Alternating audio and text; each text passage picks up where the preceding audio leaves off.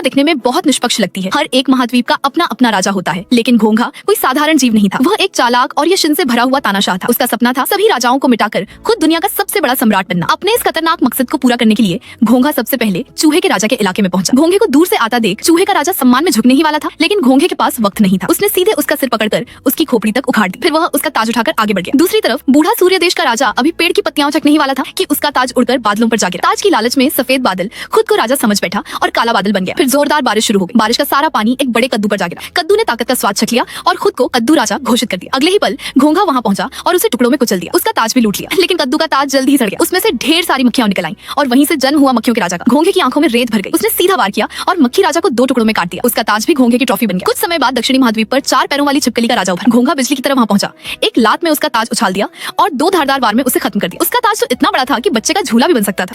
उधर कार्प मछली का राजा अभी जमीन पर कूदा ही था कि घोंघे ने उसकी लाठी उठाकर उसे लगातार पीटना शुरू कर दिया, लेकिन इस बार जीता हुआ ताज एक केकड़े ने छीन लिया। घोंघा लगातार युद्ध करता रहा। तभी उसकी नजर पड़ी दुनिया के सबसे ताकतवर पुराने पहाड़ राजा पर। घोंघे ने अपनी पूरी ताकत झोंक दी। 2 जोरदार मुक्के मारे, लेकिन राजा टस से मस नहीं हुआ। तो उसने तोप चला दी, फिर भी राजा को खरोंच तक नहीं आई। घोंघा सब्र खो बैठा। वह सीधा चढ़ गया पहाड़ राजा के ताज के अंदर। अंदर तो पूरा एक जंगल था। घोंघा फूलों के बीच पहुंचा, लेकिन उसे पता नहीं था कि ये फूल दिमाग को बहका देते हैं। भ्रम की दुनिया में फंसा घोंघा खुद पर काबू नहीं रख पाया और अपने ही हाथों अपनी जिंदगी खत्म कर ली। घोंघा नरक में पहुंचा।